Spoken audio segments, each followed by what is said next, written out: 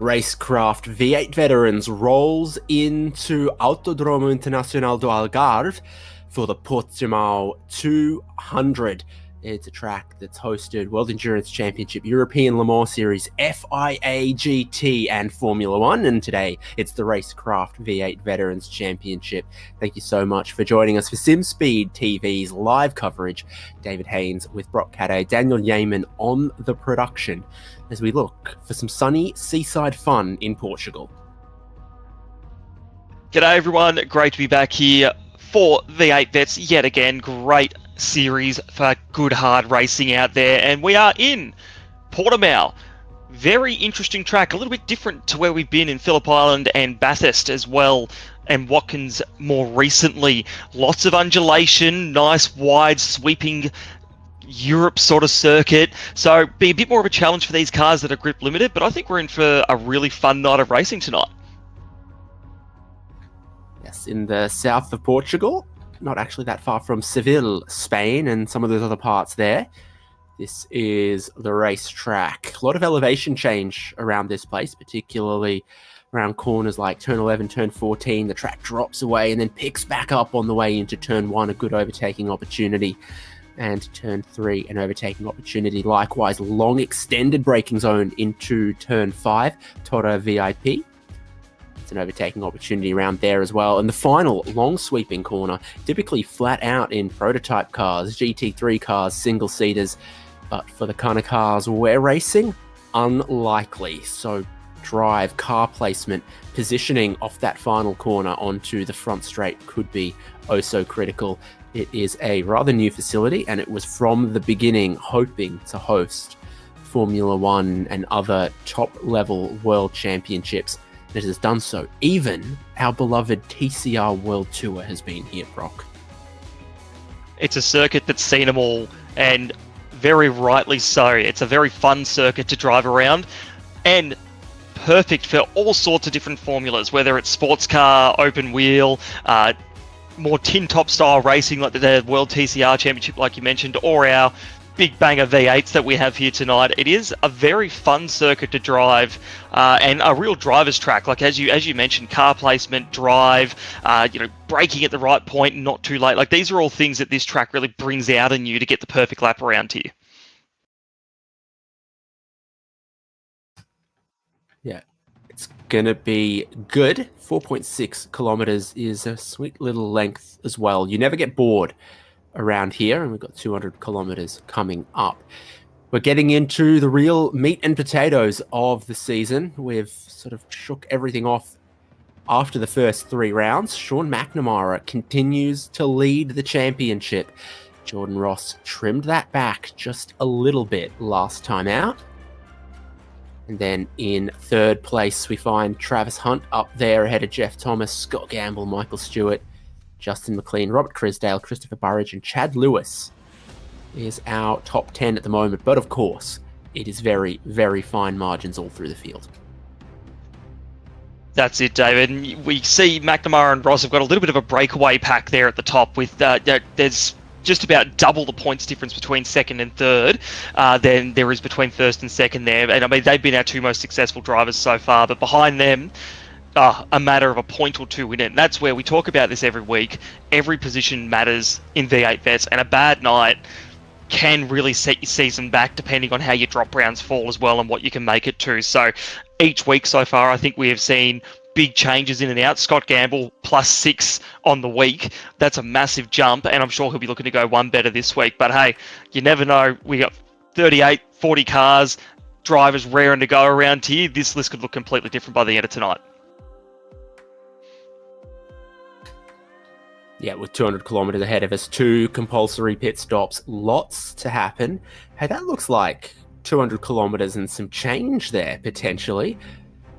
And to be a classified finisher and score points and have your bonus points count, etc., you must complete 75% of the race distance, which today is therefore 33 laps.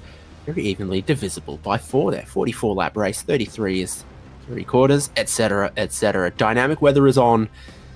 So we're going to keep an eye on what the sun and the clouds do in Portimao. And of course, today we are starting with 50 litres of fuel in the tank with 70% tank size available.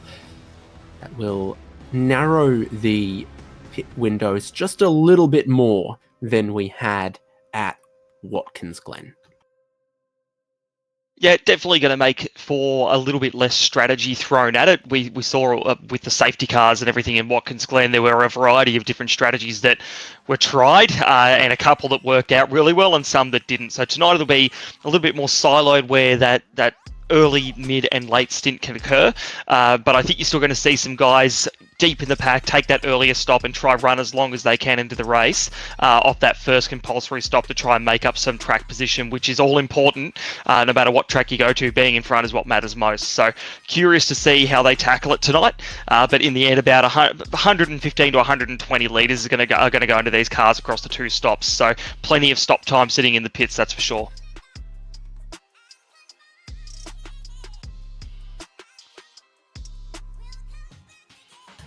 Take a look then at the Zoom wall ahead of 200 kilometers of racing.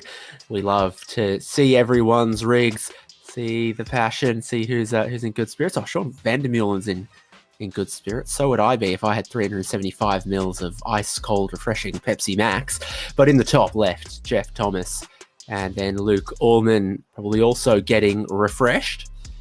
Dino has a fresh new look and is currently, after qualifying, sitting high. Travis Hunt is giving us a different look there. Half at his screen, one quarter at himself. Ray Smith also getting ready. Michael Stewart not giving us an angle of where Portimao is. Damien Kansas got the heart rate monitor. Jonathan Gallen is prepped, ready to go. Sean McNamara, the championship leader, was having a little smile and a little giggle, so he's in a good mood ahead of 200Ks. Sean Vandermeulen, refreshing Pepsi. Other colas are available. And I think we've got Christian Smart, who's just joined as well. Yeah, I always love seeing our Zoom wall attendees, and it's always a fun part of the night to cut to them as the race goes on, and everyone looking pretty locked in. I was surprised that Michael Stewart didn't have the dot on the board. I'd imagine that surely Portimao has got to be one that exists as one of the greatest racing tracks in the world, but maybe we'll have to look up the poster a bit later and see if it's actually on there. But in any case, tonight we get a full view of him in his VR setup and his race setup, so that'll be great to see. We'll always compare the Dino with Damien Cairns' heart rate as well a bit later on and see between the two of them. They've been on track together a couple of times. Who's got the higher heart rate? We'll play that game a bit later on too, but awesome to see so many participants as always. If you have a Pepsi Max, your heart rate goes up by about 5. But I've also heard it makes you 5% faster. Sure worked at Bathurst in 2014. I miss those Falcons. Oh, you and me both. One of my favourite supercars of all time, the Pepsi Max Falcons. Oh man. Actually marketing genius too, because it really reframed low sugar beverages into something that was exciting, sporting and dynamic. So there's our drivers on Zoom. We've had a look at the championship standings, but one of our big movers last time out was the M1 Used Cars driver of the day from a week ago, Logan Barnett. 16 to 16th, I believe. Yeah, so ended up going 16th to 6th there, plus 10 on the day. Really, honestly, really competitive at Watkins and really hung around that top 10 despite incidents and safety cars and all other matter of crazy things that we saw last time out at Watkins. So really good drive by Logan, certainly cementing himself as a near-on top 10 driver last time out. So we'll see how he goes today and then who our M1 Used Cars driver of the day is after that 200 or 206 kilometres around here at Portimao. Got a fresh livery today as well compared to a week ago. I think there's a lot more silver and a lot less red on it. Interesting. This is the grid after qualifying. So Jordan Ross, as we get towards this race, is going to start from the pole position. The back-to-back defending champion on a tiny bit of a comeback drive now after letting a couple of race wins go the way of Sean McNamara. Wayne Walker will be beginning from second. Michael Stewart continues his good form, and he's up in third after qualifying. Look at that gap, 0.3 between third and second. The front row of the grid very close to each other, then 0.3 of a second back here to row 2 with Stewart and Ken Latter.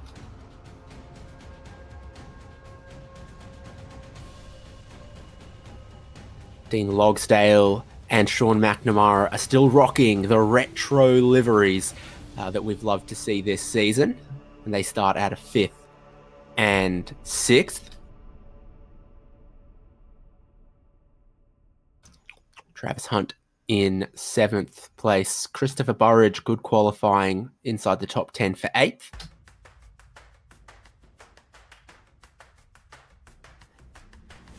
Jeff Thomas, 9th, will be directly in line behind his teammate Travis. And Mark Poynton, the Frog Leap Juiced Racing Camaro, is 10th.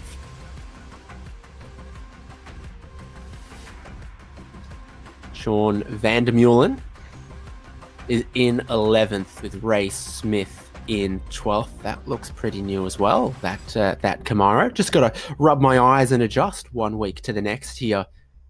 RaceKraft V8 Vets. Stacey Boyd in 13th. Logan Barnett. It's definitely a little more monochrome. And the helmet too in 14th place for Logan Barnett. Michael Whiting will start from 15th with the Dino in 16th. Robert Crisdale is 17th. Brad Doble is 18th, the first driver a second away from pole. So it should be pretty close and be pretty competitive. David Nash in 19th. And we've got Stephen Kennedy's Mustang starting out at 20th. And then we are on to John Gallen in 21st and Gary Buckland out of 22nd. Andrew Rushworth in 23rd and Chad Lewis out of 24th. Lorne McKee, 25th, and Luke Allman, another one of our Zoom participants, out of 26th. Christian Smart, 27th, and Brian Minogue, 28th. Jamie McKnight in 29th, and Damien Cairns, our other heart rate monitor driver, in 30th, rounding out this top 30. Got Wayne Sanderson in 31st and Greg Sharp out of 32nd. Darren Goosey, 33rd, and Chris Miller in 34th as we're just coming towards the end of our grid here tonight. And here we are, starting off the back row, Matt Brunt in 35th and Halil Cesar out of 36th, rounding out our grid here tonight. David, another packed one for the Portimao 200 here tonight. Yeah, Demi Lovato said, don't want to break your heart, just want to give your heart a break. So keep an eye on Dean Flavel and Damien Cairns as we get ready to go. Just slightly thin on at Portimao at the Autodromo Internacional do Algarve. I lost my Portuguese accent halfway through saying that. Jordan Ross is already sitting on the pole position. Looks like that's going to be the grippy side of the road as well. First and last corner both being right-handers. The racing line runs down the odd-numbered grid slots. Wayne Walker is in his. Michael Stewart's in third. Ken Latter not on the grid yet in fourth. Jeff Thomas 9th. Dean Flavel 16th. Just a couple of the empty spaces. Yep, using all of that gridding time to their advantage at the moment, whether it's to save a lick of fuel or keep those tyres just in the perfect condition as they come straight onto the track. There we go, Ken Latter's now gridded, so I reckon we're gearing up for a race start here very shortly. Tell you what, this is the worst part of waiting on the grid in iRacing. You're just waiting and wanting to get off the line and get this thing kicked off, and there's usually someone who's just tweaking fuel at the last moment. I reckon there's one or two drivers on the back of our grid that might be starting from pit lane deliberately. Chris Miller, Matthew Brunt, Halil says other final three drivers are not on the grid just yet. See what happens there. Regardless, the countdown ends in 3 seconds and then we'll get the lights on, they'll go off and we'll go racing 44 laps 200 kilometres at Portimao with Jordan Ross on the pole position. The green flag waves. Good jump from second place, Wayne Walker. Really good jump from Sean McNamara. Dean Logsdale going backwards. Caught napping on that restart. Going to get absolutely mugged on the run in towards turn 1, where Jordan Ross sweeps through, but it'll always be a pinch at the apex here with triple right-handers to open up the lap. Ken Latta already having a dive, looking at a podium spot alongside Michael Stewart. Ross and Walker are away, but there is a car park 4 wide at turn 3. And speaking of car parks, we've got a car around and 2 cars stopped there, looking like everyone's going to get going again, but bit clumsy there. But as you said, David, with the triple right-handers to start this thing, that is very difficult to get through unscathed. And that looked like a couple of our drivers who had come out of the pits as opposed to starting on the back of the grid. But we're now looking at Christopher Burridge, who is already up 1 position on where he started. So great effort there, keeping it nice and clean as we come through some of these more hilly parts of the circuit. As you were saying, the elevation changes earlier, David, that they really define this circuit and how you go about racing here. So Burridge in the middle of the pack here, but looking like everyone's settled down, line astern, to get through the first half of this lap 1 of 44. Note about the weather, track temp, 29 degrees Celsius at the moment. You can see that sun is out. Things could heat up as we go, but the wind is 21 kilometres an hour off the northwest, off the Atlantic Ocean. Drama for Stephen Kennedy back there. We've got cars skittling everywhere around the 20th position or so. And there is another car park. I think that might be Christian Smart in the fishy car up the road that's facing backwards as well. And he's not alone. The gravel is going to get dragged back onto the racetrack. Damien Cairns has had issues. So has Kennedy. And a few others getting in there as well. Lorne McKee's lost some spots so far on this lap. So's Andrew Rushworth. Yeah, definitely a messy start out there at the moment. Looks like everyone's managed to keep going, so it's just some clumsiness on this first lap. Cars and drivers all coming up the temperature. But now we'll come around in this second lap. We're looking at Wayne Walker here. Be interesting when they come around. Jordan Ross and Wayne Walker are really the pioneers when they come around to all that gravel and muck on the road there. So this is going to be interesting to see how they handle that. But already Ross and Walker have got a bit of a gap there to Stewart, and then Stewart back to Ladder as well. So they're in a really comfortable zone, can just start getting into the rhythm of their race at the moment, away from some of that hecticness we're seeing in the back of the pack. Yeah, the field spread significant after all of that on the opening lap. A few bottlenecks through the field, but no worries at all for Jordan Ross and Wayne Walker leading the way. Michael Stewart ends up in his own little bubble in 3rd place. Because there's been some battling back there over 4th and 5th. Ken Latta, remember, tried to take 3rd place away, didn't quite work out. Dean Logsdale had a poor start, so McNamara got past him. Now McNamara's gone past Ken Latta. So it's all happening over 4th, 5th and 6th, but it is costing them just a little bit of time compared to the serene, smooth sailing of our top 3. Yeah, that's it. Look, McNamara would have definitely wanted to see better qualifying, considering he's the leader of the championship, and his championship rival started on first and has really run away with this. So Sean is going to be wanting to make some moves, as he has done, and catch up to the back of that podium to make sure that he loses as fewer points as possible on Ross, or can try to catch him. So we can see here, even on this lap, like Walker's just sticking with Ross here, but Stewart's being dropped off the back. So this is going to look like almost they're going to be doing qualifying laps out there at the moment to try and maintain this lead early on in this one. Compulsory pit stop window is open. We haven't had a safety car, but we also haven't had anyone pit yet. There's a few right at the very tail end of the field that very well might think about it. Big mover so far this race. John Gallen, +6. Halil Cesar, +10. I think he picked his way at the right times in the opening lap through. He's now just in the end up behind. Is that Rushworth? No, it's Jamie McKnight. Bit of contact, by the way, at this change of direction over the crest of the hill at turn 4 there. That's where a couple of incidents have been as well throughout.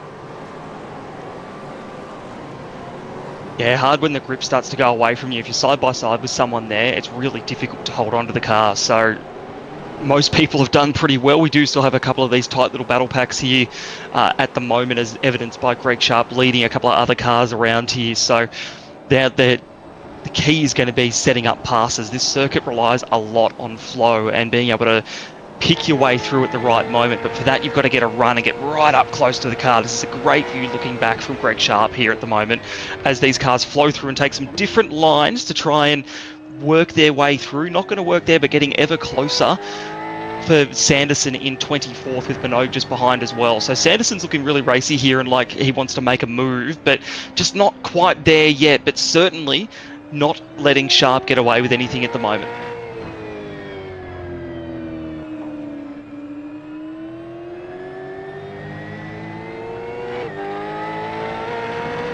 Yeah, now moving towards the final corner that goes on and on and on and on. Hopefully you grip up a little bit there as the track comes back to you and you head back uphill. And what kind of a speed are we going to see here? Oh yeah, at least 270, why not?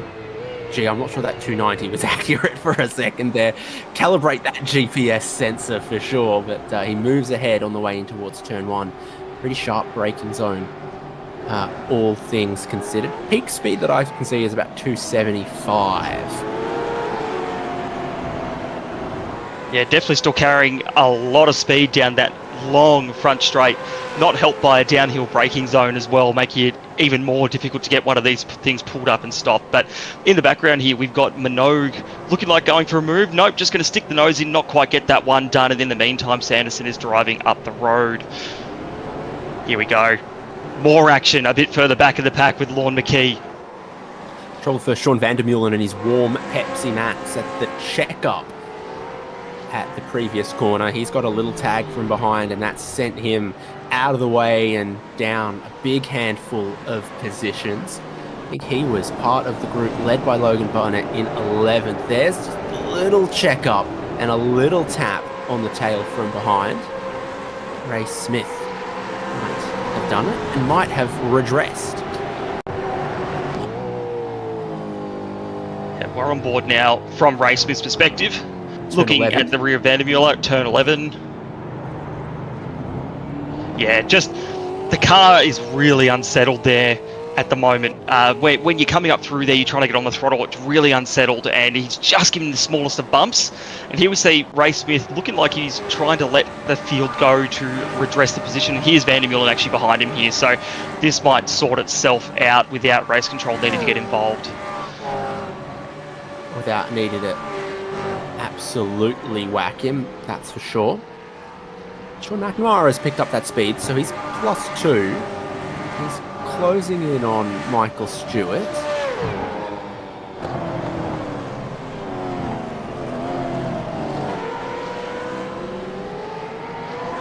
And there he goes, looking for third place. Sean McNamara rocking his retro livery. And behind Michael Stewart, ostensibly his teammate. Yep, and really McNamara looking a little bit more comfortable at the moment in the car with a bit of speed in hand. Has obviously been able to drive up to the back of Stewart after that earlier battle with Ladder. So here it'll be trying to get past his teammate without obviously any contact. You know, we as teammates, you don't break the golden rules of motorsport by taking your teammate out, but McNamara is certainly looking hungry for the move here. Honestly, wouldn't surprise me if we see something coming down the front straight, get a really good run through that last long right-hander, all the way down the front straight into turn 1. We'll wait and see what happens here as they come past all that gravel on the side of the road. Michael Stewart, here we go through the last turn, and let's see what McNamara can do.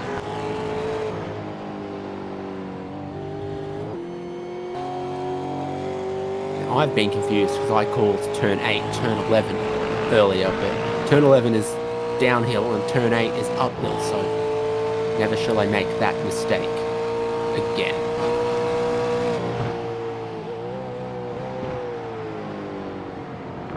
That's all right. I don't know all the turn numbers and names here, so you're doing one better than me. You nodded and agreed, so that made both of us wrong, but it didn't make me feel any better. Stewart runs a little wide out of 3. That always compromises your line here at 4, so I think McNamara has done a really good job of trying to set him up there. And then I thought, of course, here at turn 5, you could have a look down the inside. Big braking zone. A lot of steering lock at the bottom of the hill there as well. Stewart also runs on a little deep, a little wide there, beginning to feel some pressure from Sean McNamara. Yeah, I'm surprised this one hasn't been done yet. The move hasn't been done, but I guess McNamara, I can see he's being a little bit careful. Like he's not going for anything too willing at the moment. Yeah, A, we're early in this race. B, we talked about the fact these guys are teammates. We're not wanting to see these two come together. And we know Stewart's got some pace. You know, he's very much in the top 10 most weeks, and certainly has the pace to be where he is. So definitely not giving up that podium position is a good way to go. But at the moment, you've just got to... You probably even have a bit of space back to the likes of Ladder and Logsdale behind to let this thing battle itself out. But McNamara's going to go around the outside of the next turn here. We'll see if Stewart is just going to let him through. No, they're going to go side by side through this last sector of the circuit here. Gingerly goes it. You can see they're tippy-toeing there. And now we're going to come around to the last turn. Michael's let him have that one there just so that that's all line astern and they can carry on. Good racing, smart racing. Righty lines out of that final corner there as well as they get going. It'll cost them just a tiny bit of time. Ken Ladder, Dean Logsdale and Christopher Burridge were beginning to be back on them. That's the group there. I see Travis Hunt having a look though and getting back in line. Him and his teammate Jeff Thomas are currently making up 9th and 10th. Travis Hunt didn't get a particularly great getaway on the opening lap, but that's still a better getaway than the times he's been penalised for jumping the start. So there you go, tight through turn 3, give yourself the full width of the road in towards turn 4, and maybe run just a tiny bit wide, bounce a bit of the curb, and spoil your opportunity to try to attack. Whoa. Maybe I put a bit too much wine in cooking my dinner, because I'm seeing double. Yep, we just had our producer Dan in the background go in-carception, which I'll admit it is a little bit freaky seeing the two side by side like that. And now we can't see Travis's beautiful face right up big on the screen as we always do. But here we go. Now we have the onboard driver cam view from Travis and from our producer. How's the understeer? Full lock. Yes, he's battling the car there.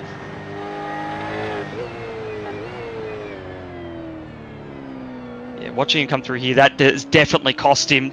Although Mark Point ahead of him seems to be struggling just as much, but on the other end with some oversteer there coming out of the turn. So these guys, it's a bit of a warmer track potentially of what they race on sometimes. The track is changing dynamically as the day goes on.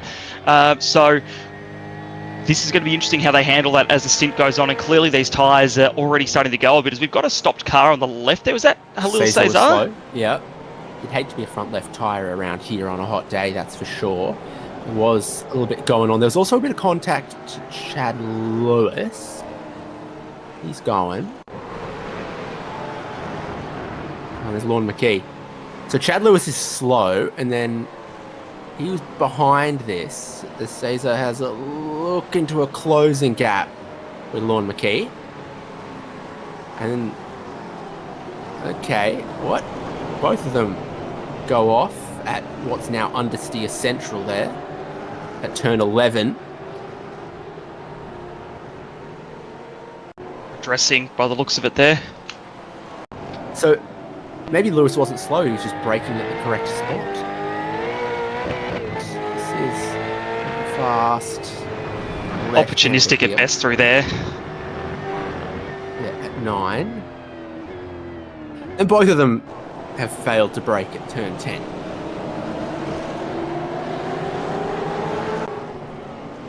Easy one to mess up. Having driven a few laps around here myself in the Portimao 1000 earlier in the year, that one it could be a really hard one to judge. But talk about a symphony of errors there with the two of them both locking up, both flying off the track, but getting back on with the race as well. So definitely seeing bit of action early in this one with a few moves, some penalties being handed out, some mistakes being made. So it looks like the supercar around here is a bit more of a handful than what some of these guys might have been expecting. I think the tyre wear on the front is starting to get to some of them. Front left, some of these sort of long, fast corners, or if you lean on the front of the car rather than having another way, playing with the throttle or the brake to rotate the car, to really eat up that front left tyre through these kind of sequences. Turn 1 there, and then braking and turning into turn 3 here. We look at Ken Ladder in 4th, and he runs very wide into the marbles, nearly then loops it, understeer to oversteer. Around the outside, Dean Logsdale decides maybe not, but on the tight line over the crest, Ken Ladder didn't get particularly good grip. So now Logsdale's looking for a switch to the inside, maybe. Burridge, Poynton get a little bit of overlap just behind as well. It brings Travis Hunt closer to the battle as well.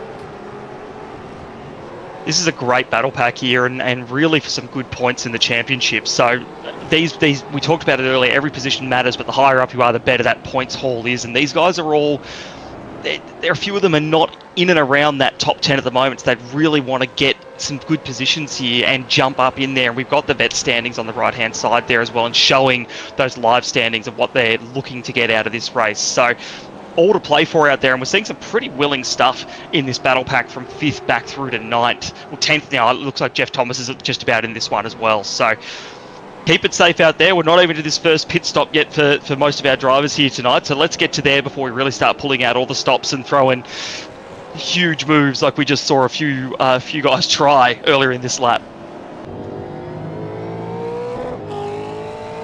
Long final corner, another place you experience a bit of tyre wear. So Poynton we're on board with starts a little bit wider. Christopher Burridge has the nose sort of early into the corner. Just as you finish the corner, shifting 4th into 5th gear, and then picking up 6th gear down the length of the straight. Does not look like that gearing is going to let you get much more than 280. Yeah, try as they might.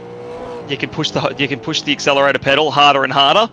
As in the background here, Hunt is going to go for a move on Burridge, and they're going to go side by side through this uphill left-hander. Still side by side, Hunt around the outside. He's gotten a bit loose on the curb. We're watching from the back of Poynton's car here as these guys battle. Thomas is going to go past his teammate, and he's going to have a crack at Burridge and see if they can get past. Yeah, Jeff Thomas moves ahead of Travis Hunt. 9th and 10th. Now in behind Burridge, Poynton and Logsdale and Ken Ladder get away. This being our top 10 for the moment. A little check up there at turn 8.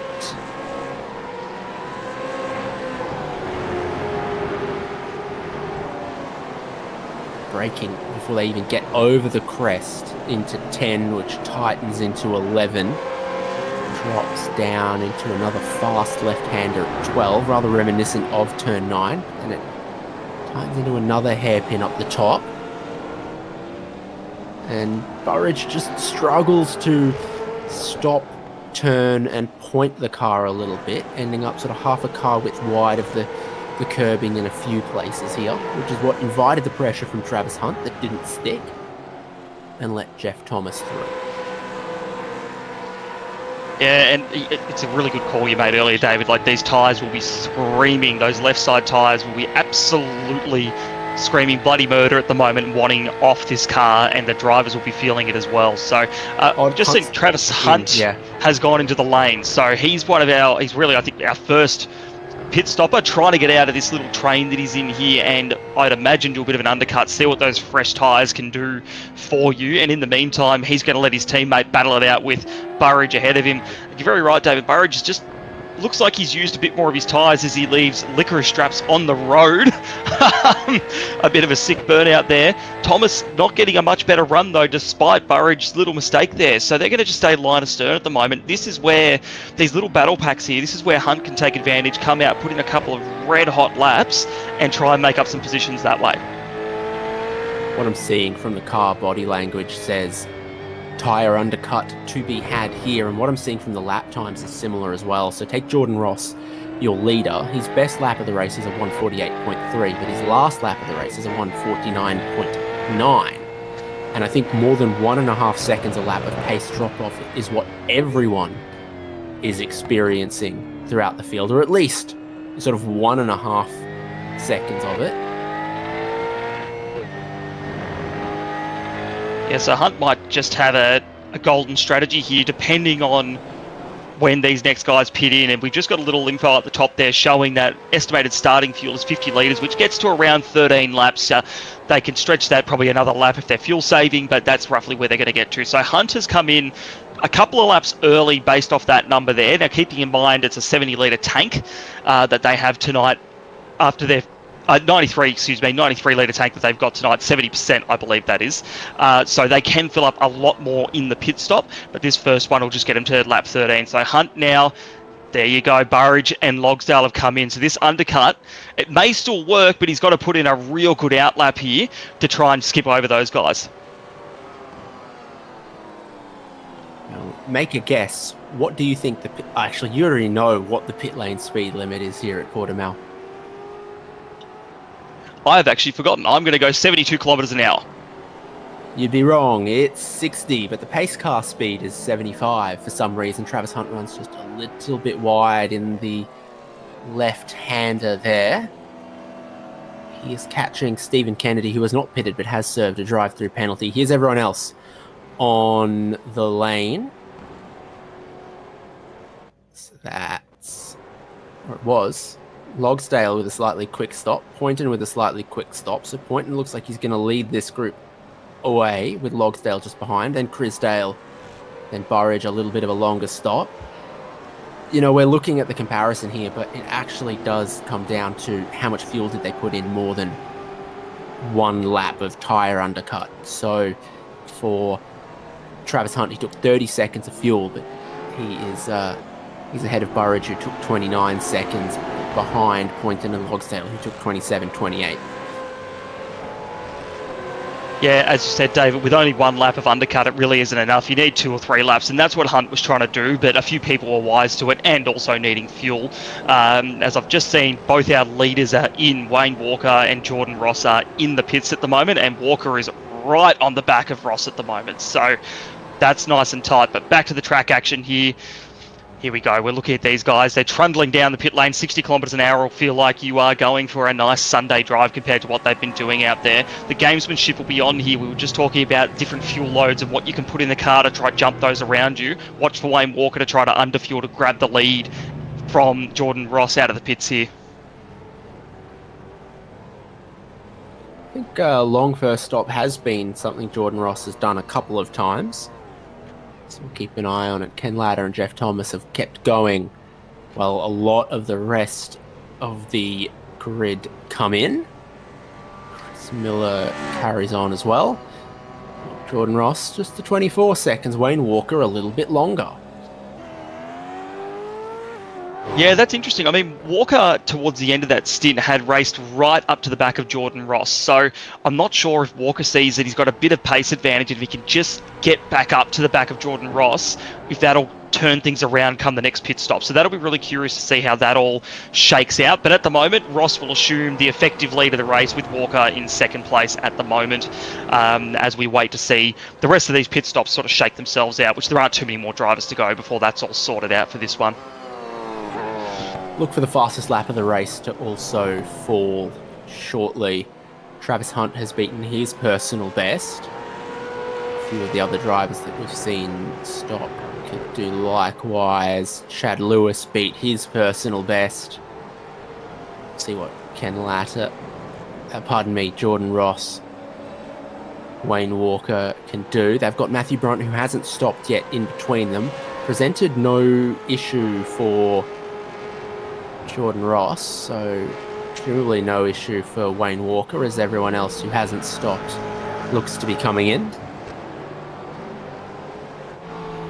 Yep, and at that lap 13, so end of this first stint, end of that starting fuel window, really, that 50 litres we looked at earlier. So now they're unleashed with a bigger fuel tank, so expect to see some longer stints now.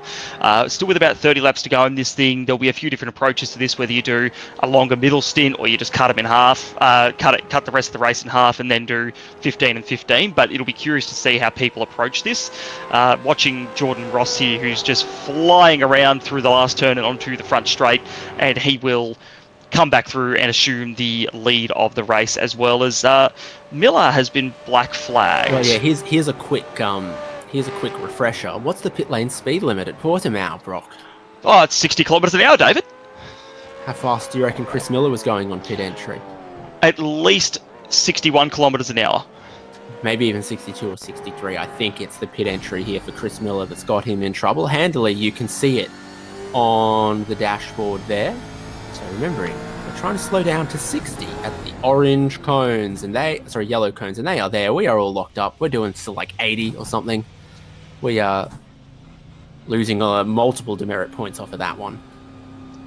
Yeah, that was a not even close scenario, that one. The Portimao pit entry is difficult because it's a really short run in and uphill, so it's hard to judge where you want to go, but that one there was definitely misjudged and unfortunately has led to what will be a pit lane penalty there for Miller and make his night just a little bit harder.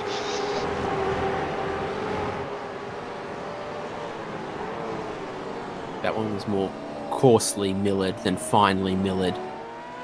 Wayne Walker took more than 2 seconds more fuel, and he sits 1.8 seconds behind Jordan Ross right now.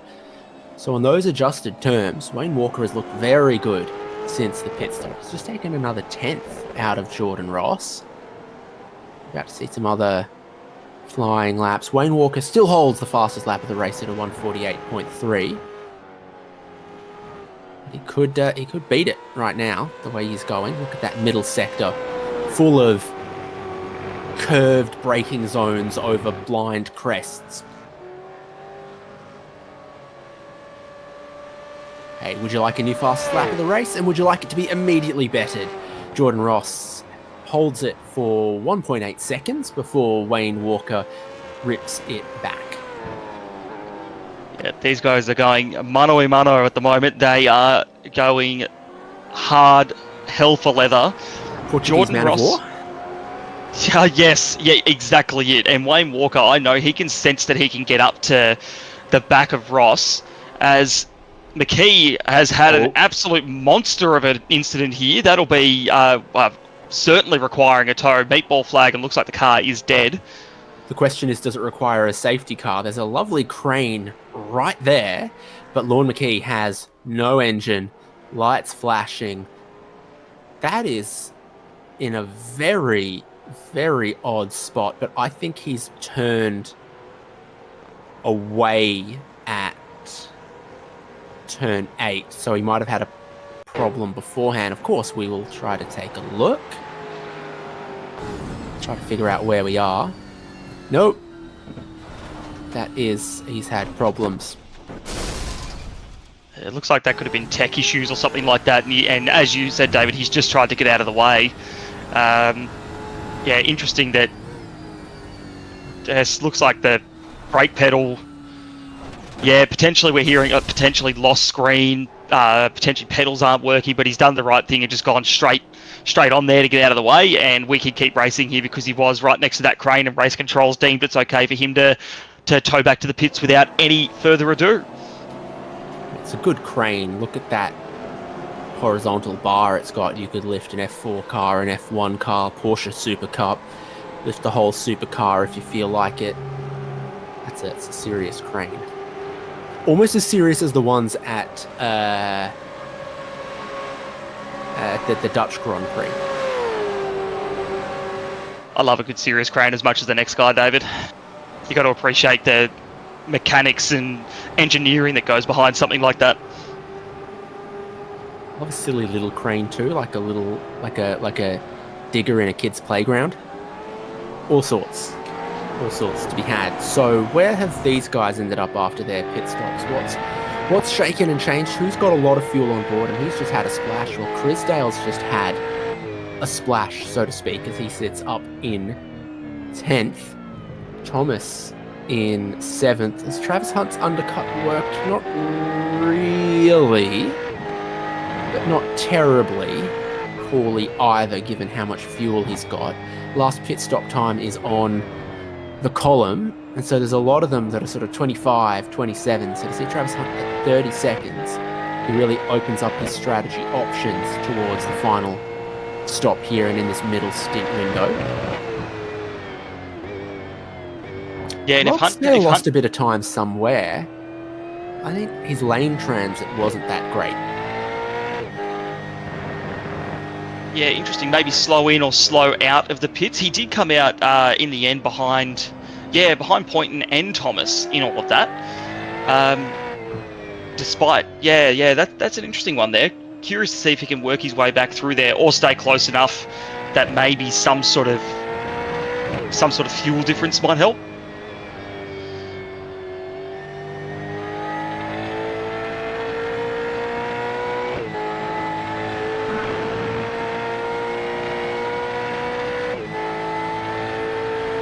Stay steady at the front of the race, 1.9 seconds. Wayne Walker, if he's got a chance at winning this race, I think he's got to stay within 2 seconds of Jordan Ross. But you wonder if staying too close has some negatives here at Portimao, particularly between about sort of turn 5 and the final corner. Big wheel work. Whoa, hello, yeah. Shaking the whole rig.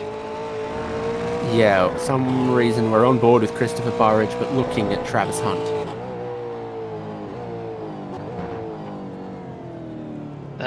Interesting. I was like, why is there so much counter steer on a straight? Eventually I worked it out. We're just trying to wrinkle your brain tonight. Tickford's video of the pedal work, where it makes sense right up until when it doesn't. That was a great video from Tickford. That one had me scratching my head for a second or two. But that's all right. We're trying to boggle your brain a bit here tonight, I think, David, with the carception, with trying to show a different in-car cam to just throw you off the scent a little bit to the car we're on board with. And so far, you've caught each of the little seeds we've left for you there, so you're doing well. So we're now looking at another one of our Zoom wall, actually, in Dino and Dean Flavel there. So I've got good years still ahead of me. My cognitive decline is at least 3 years away. You have to teach me your model so that I know how far away mine is. Do you just move the goalposts every birthday? Oh, I'm already doing that. That's easy. Yeah. See, you've still got it. You've still got it, man. Dean Flavel, Brad Doble, 13 and 14. Flavel, tiny bit more fuel on board, but how's the heart rate is what everyone wants to know. Well, he's got Brad Doble breathing down the back of his neck, looking to the inside of turn 1, maybe thinking about looking to the inside of turn 3. So I'd say we've got to be north of 100, but we're going to be below 120. Yeah, I'm going to put in a tentative guess of 114. I reckon. Well, that's up there. Oh yeah, no, it's going. Feeling the pressure.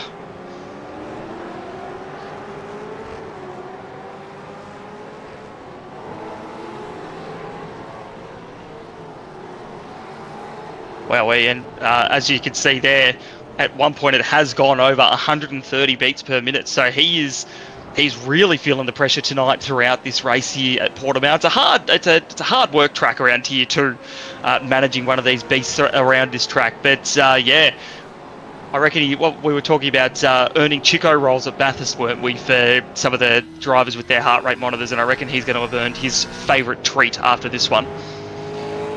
Oh, I think it's Nando's here. I reckon this race and this track is at least a peri hot, maybe even an extra hot. No lemon and herb or mild. It's a good call. Now, all of a sudden, I've got a hankering to go to my local Nando's and pick up some food. Funny that. Typed in Portuguese, and the top things are Portuguese chicken, Portuguese water dog, Portuguese custard tarts. So 2 of those you can eat. Well, I'm glad you said that, because I would not have assumed you couldn't eat the other things. But then again, I've never been to Portugal, so I'm going to have to book in a visit to learn these things, I reckon.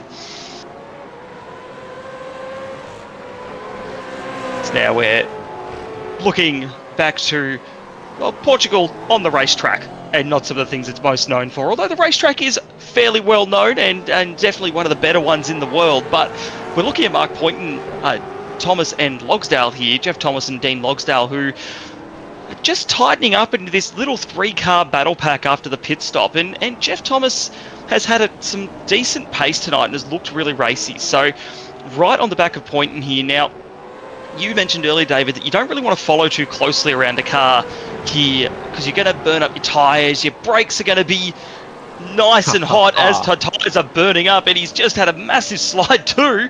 So Jeff Thomas is really putting some effort into this and testing his tyre grip and what he can do with them. Now that time it was Jeff Thomas, and it was crossed up. Now he gets wide, tiny hint of marbles. What's the penultimate ultimate corner? Penultimate corner? 3 to go. And tight corner there into the flowing final corner. He ends up a couple of car lengths back, which isn't what you want. Challenge into one.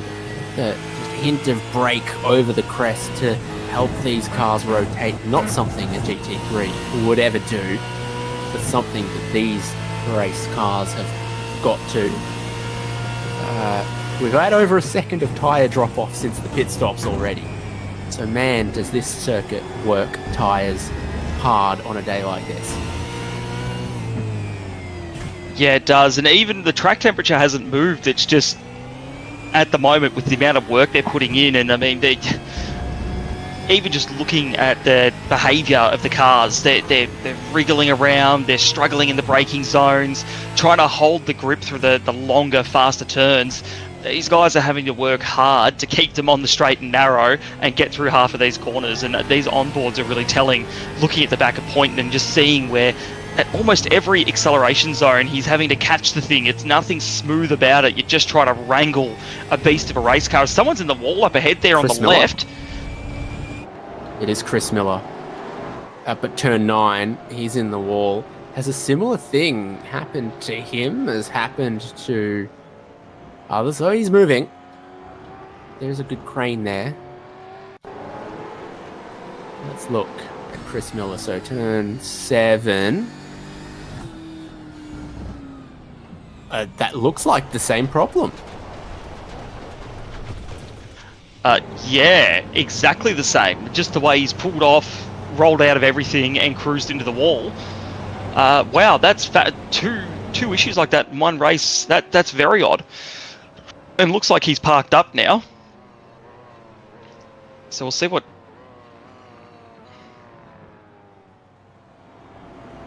Yeah, he got going and then stopped again.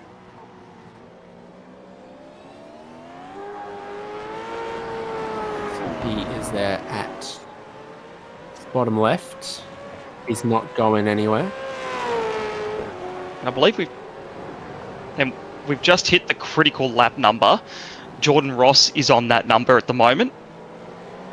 We're just looking safety car. So safety car is coming out on track. So we were just saying this is the lap that Jordan Ross is on is the critical lap number. It's going to be, if people choose to pit and top right all the way up, we're already seeing a couple come in now, it is going to be a long way to the end on these tyres and these drivers, but it can be done.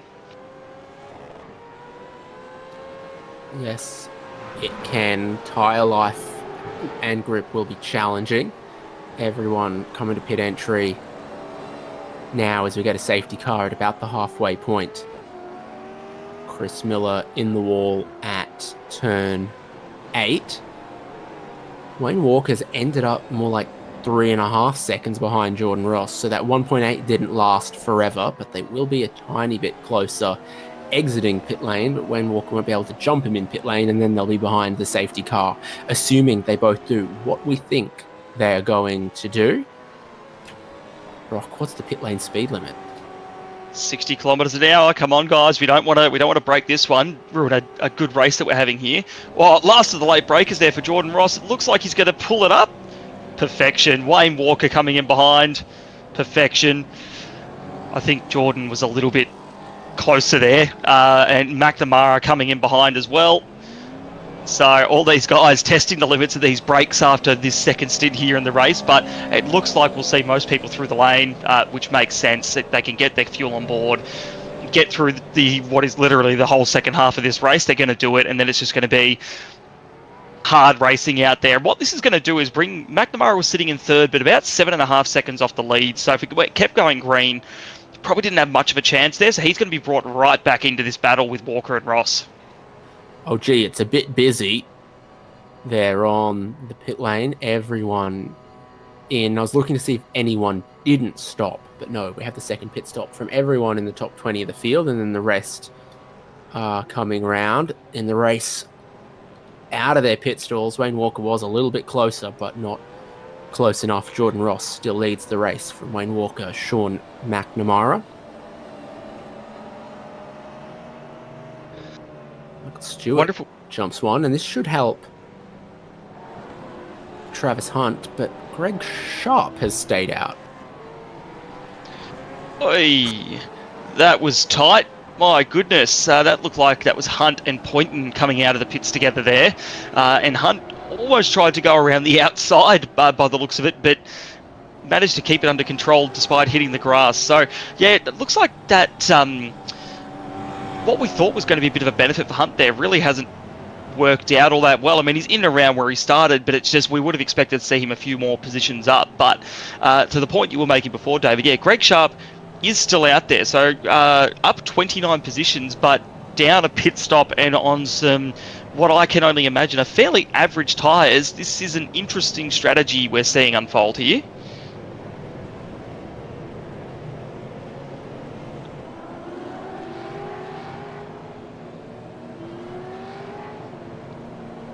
See if he pits next time round.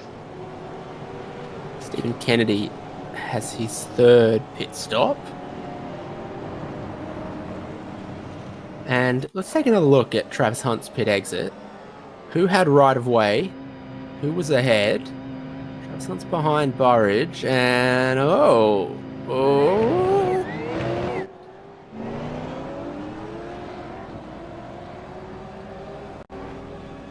So we're going to dissect this one a little bit here, because there's clearly been a bit of drama coming out of the pits between Poynton and Hunt. I think Poynton's doing 60 and Hunt's doing 59, and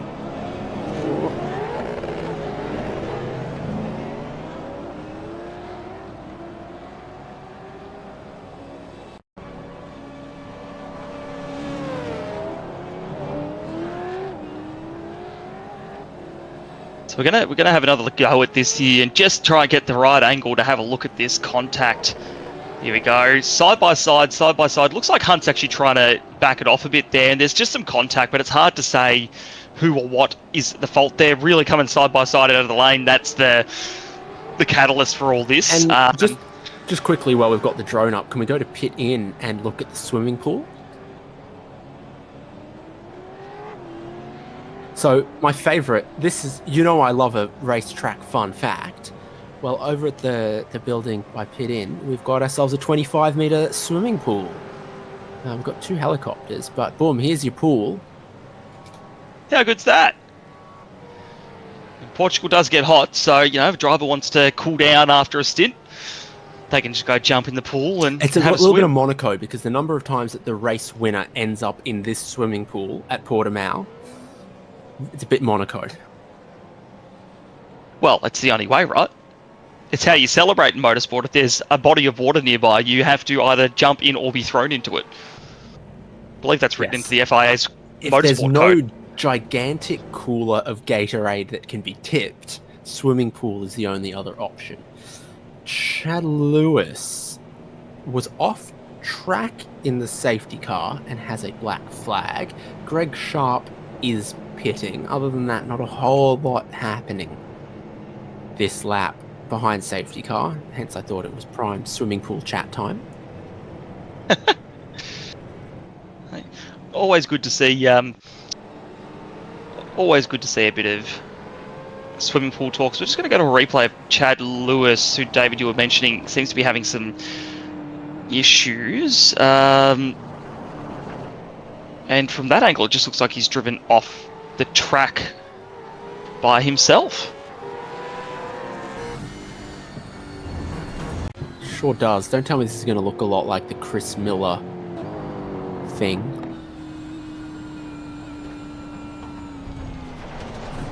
Ooh, kind of does a little bit.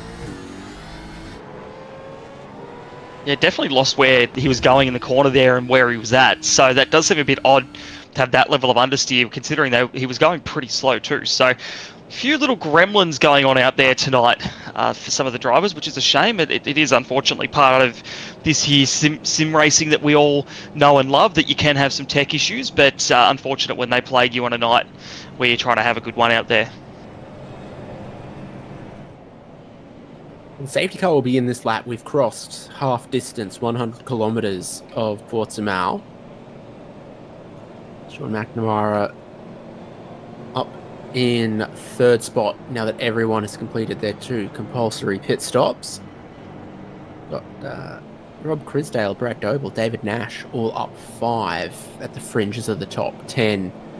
As things could kick off when we go racing. Wayne Sanderson maybe also one to watch, restarting from 21st place. But surely this restart lap, if Wayne Walker ever has a chance at attacking Jordan Ross, it could be shortly. Yeah, completely agree. I think otherwise you risk seeing Jordan fly off into the distance, and the reality is saving tyres is going to be the aim of the game here as well for these guys, because they've got a long old stint here. We're looking at what would be 21 laps when they come around. That's longer than anything they've done so far in the race. We've seen how bad the tyre degradation is here, so Walker's going to want to get this one done quickly, or McNamara is going to want to take advantage of any slip-ups from the 2 in front, so watch for him to strike given the opportunity as well and try to regain an extra couple of points on Jordan Ross.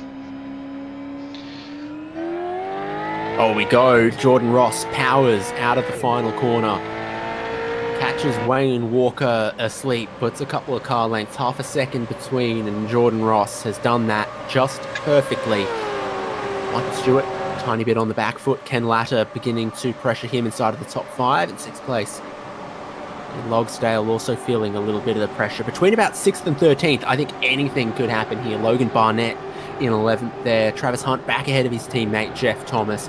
Chris Burridge attacking Logsdale. Now's a good time as well for Burridge, who I think we've seen is quick on new tyres, but didn't seem to look after them as well towards the end of some of the other stints we've seen. So now is a time to try to make some spots if you can. But Jeff Thomas drops back. Logan Barnett puts pressure on him.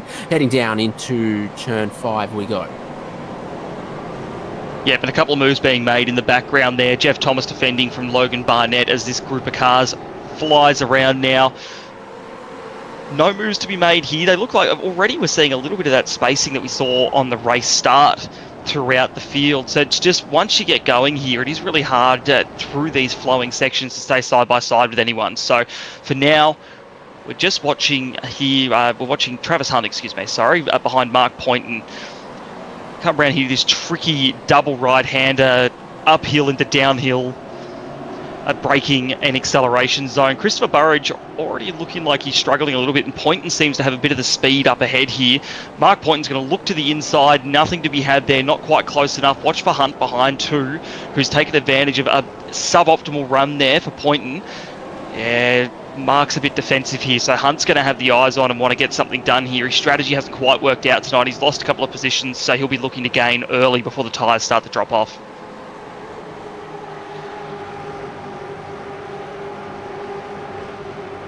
Now, a race restart lap is often when the fastest lap of the race would be reset in some other conditions. And Ross just short of that. He's got a lot of fuel on board. They all do.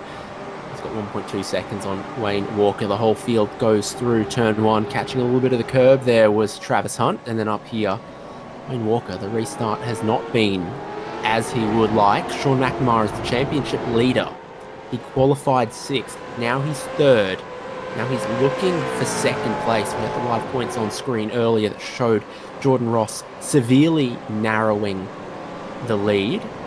But every spot that McNamara gets here keeps him alive in the championship, keeps that lead healthy.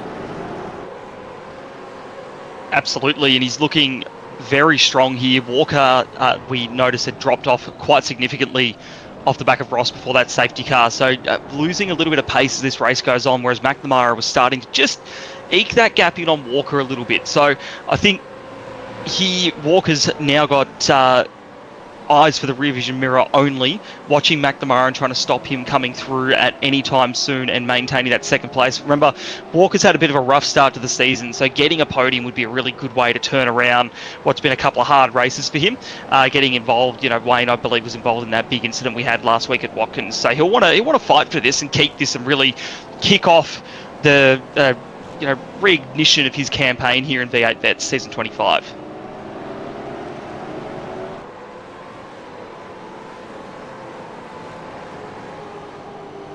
Whole lot of follow the leader going on. Sharp picks up a spot from Damien Cairns, who just slowed a little bit. This is actually last place, depending on how you look at it. We've had a couple of retirements, mostly driven by tech issues, it seems. That's way wide out of the final corner for Chad Lewis, who's also had a tough one. Matthew Brunt's under some pressure from Stephen Kennedy, but what happened to Cairns? He's done that himself, rear locking in the double left-hander. That's it. Turn 12 into turn 13. And good save there, though, and not to take anyone with him. That was an impressive bit of wheel work there to release the lock and keep it away from unsuspecting patrons that are just driving and trying to go about their race here tonight. Very, very well done in that sense, but obviously has lost a number of positions out of that. Look at Ray Smith now, who's on the back of this battle pack that's looking at 19th up to well into the mid to low 10s here. And we're going to go on board with Ray as well, who's got, well, an array of screens that are powering him through this race at the moment, whether it's on his wheel, his cockpit view, or some of the data and chats he's got going on. Ray's got a screen for everything. Bet he does. That looks like an iPad serving button box, or it's a button box that looks like an iPad.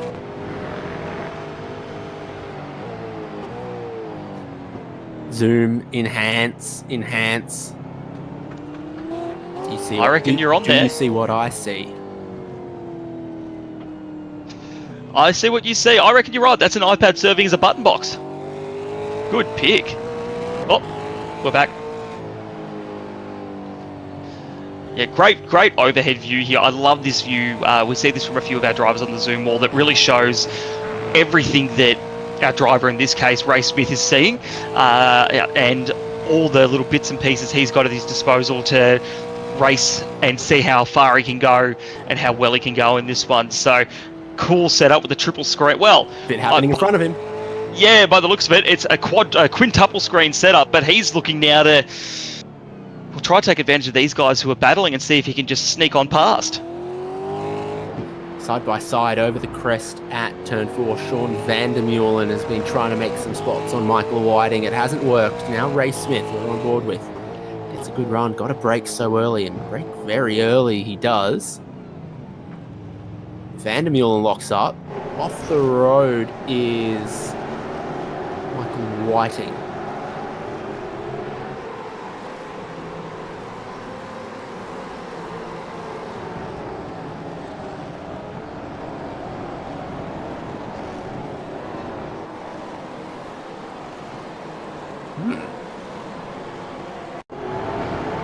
Let's take a look. Right, so this is the battle that was happening yet further up the road. At turn 4, David Nash has locked it up.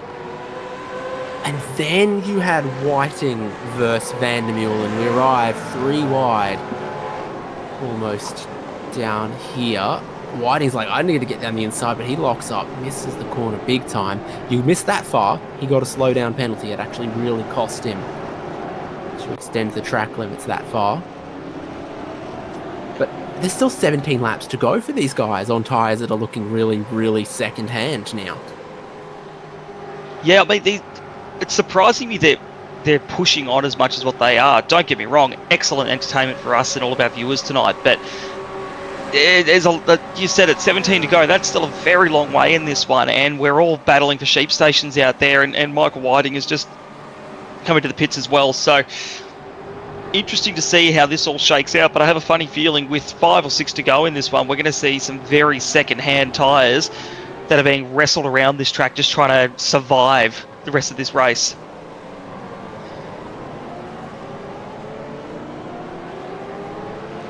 comparison, Wayne Walker in second, Sean McNamara in third. Sat like this basically for the last 3 laps is what it tells you.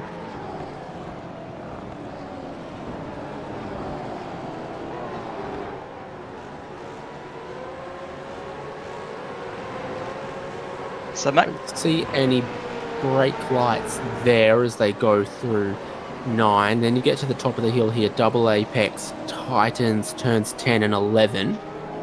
12 is where we saw some rear locking for Damien Cairns here, because you start to brake just as you're still turning out of 12 to brake for turn 13. Turn 14 is really long here, and McNamara's trying to open that up best he can. But can you follow closely through turn 15? Look, it's seeming difficult. McNamara, where we're on board with him here now, and just seeing the wheel work he's doing to keep this thing on the straight and narrow behind Walker. And he's been behind this close for a number of laps after the safety car restart. McNamara's going to look to the inside here. Surely not. No, going to pull back in, but he's... Man, if he really wanted to, he could have tried to stick a nose in there, but he's playing it safe. You know, they're long championship, this one, and if he doesn't get the second place, it's not the end of the world, but you can tell he wants it. He's made some good effort since his qualifying, but just he seems to have the speed at the wrong places on the circuit at the moment. You know, he didn't get a good run out of here, so he can't get down into the hairpin and make a move down at turn 5 here, but then through the really nice flowing part of the circuit, gets really close to Wayne Walker, but there's no real way through there unless Wayne makes a mistake. Yeah, and then turn 5, it feels like the track never straightens out until you're on the pit straight again. So that's 6 and 7. That's 6.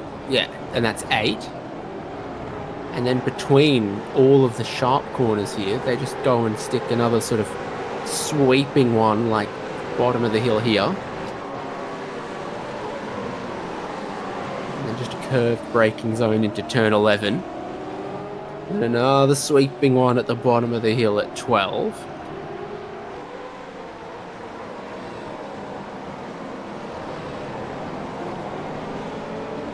Right back where we were just a minute and 49 seconds ago.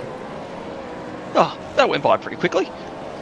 These guys do go pretty fast, and they're keeping us entertained with their wits and battling to keep these things straight.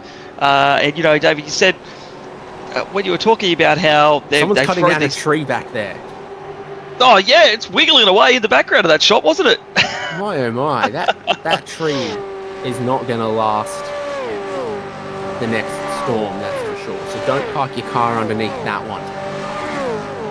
Hey, look, some people have to work on race days. We're out here commentating, the drivers are driving, but the lumberjacks might be out there cutting down trees and just enjoying the symphony of V8 roar going around Portimao at the moment.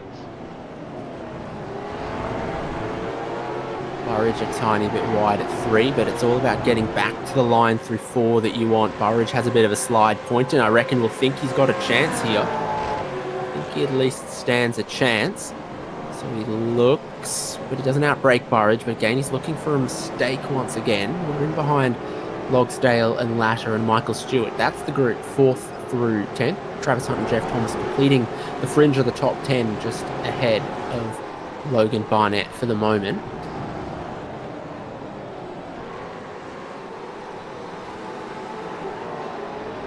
Interesting one here, looking at Crisdale and Doble. We just saw in the background Doble will have a fairly significant slide, lighting up those rears a little bit as we're coming into the middle sector of the circuit here now. A bit of spacing between these guys. Crisdale's not got too much to worry about, but Doble has been showing a bit of pace and looks like he might be catching up just a little bit, albeit Doble does have his own things to worry about in the background there with Flavel and Gallen, both also showing a bit of speed and right on the back of him. So I'm sure it's eyes forward right now for Brad Doble, but he will be keeping an eye in his mirror. And we're going to go on board with John Gallen here, which will be a good one to just look at the behaviour of the different cars ahead of him. The 3 cars we've got there in Dean Flavel, Brad Doble and Robert Crisdale. So curious to see some of the different lines as well.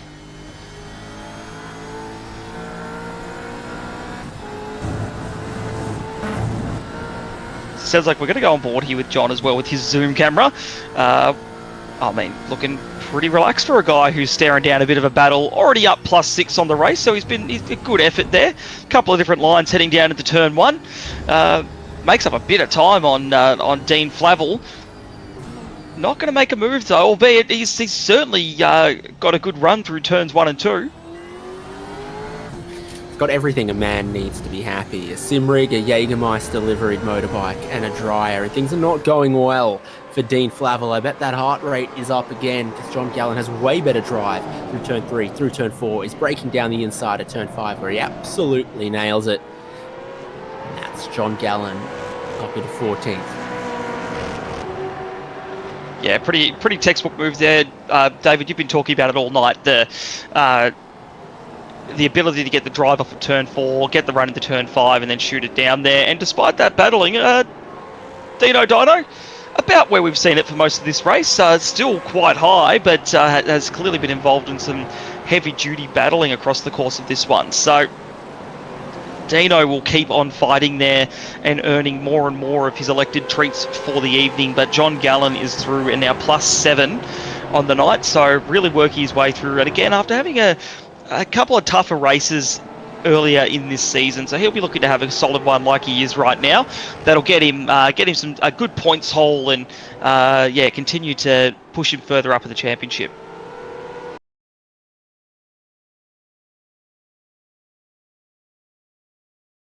Always a good sign when I see a pelican because it means the Brisbane River isn't that dirty. Things are on here for second and third. While they're 3.5 seconds behind race leader Jordan Ross, Sean McNamara finally has the opening that he wanted to get by Wayne Walker and into turn 1. It looks like he's done well there. Now it's just about holding it through this next sequence. Turn 3, turn 4. Tidies it all up through turn 4. And that looks like it begins to seal the envelope.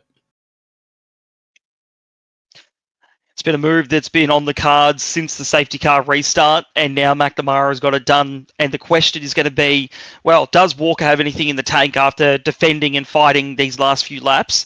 Or does McNamara have the speed to even take it up to Jordan Ross? You know, that's now at nearly 4 seconds to Ross with 13 to go. It's not unassailable, but McNamara's going to have to put in some pretty good laps around here to try and reel Jordan in.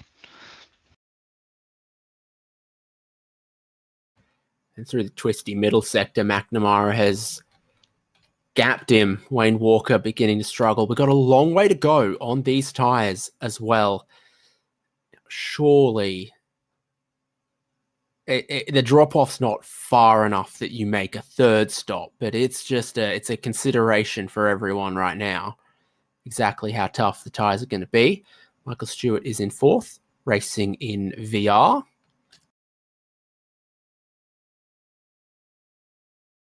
Yeah, cool setup he's got there. Sequential shifter as well. Very realistic to the supercars. And as we're talking about pit stops and potentially pitting for fresh tyres, don't know if we'll see it, but if the drop-off's that bad and it could cause an incident, we might. So just at the top of your screen there, pit lane time loss is 27 seconds for the Transit, plus whatever your pit stop time is. Now, if you're just doing tyres, it's a pretty quick stop in the supercar, but 10 seconds, an extra 10 though. So with 12 laps to go, you'd need a new set of tyres to be 2-3 seconds a lap quicker, which they're not. They're like 1.5 seconds a lap quicker, but they're not 3 seconds a lap quicker right now.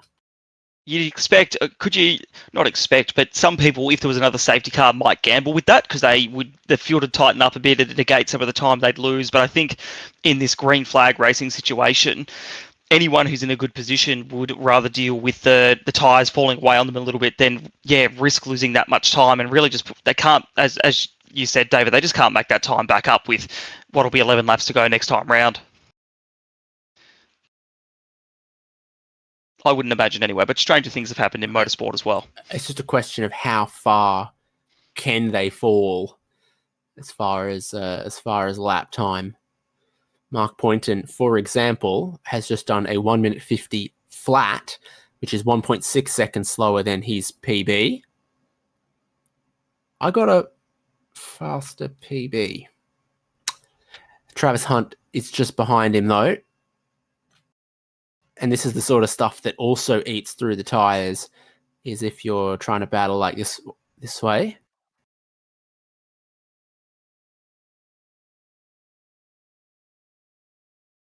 It's sort of illustrative, though, of the tire drop-off. No one is doing personal bests right now. Everyone is saying if I'm within 1.5 seconds of my personal best, I'm doing pretty well for myself. Yeah, that's for sure, with these tyres dropping away as well. Looking at these weather conditions, the track temp has dropped off slightly. The air temp is still the same, but we are seeing that track temperature is slowly dipping, which will help the tyre deg a little bit. But right now, most of the damage has already been done since the safety car restarts. They are only going to get worse, even if that track temperature does come down a bit as we get a bit further through the afternoon in this race server. So we're going to see a lot more slipping and sliding, and the challenge will be, as Mark Poynton illustrating that perfectly for us, the challenge will be not letting those slips and slides go too far and cause a spin or an accident for yourself in these last 10 laps when you're in a good position. The wind has picked up, though, so I'd be worried about that tree on the outside of turn 14. Looks like John Gallen has got himself another one. So he's gone past Brad Doble. I think David Nash has also gone past Dean Flavel back there. Sean Vandermeulen and Ray Smith are also going to line up Flavel if they can. So all between 12th and 18th. Pretty boisterous here.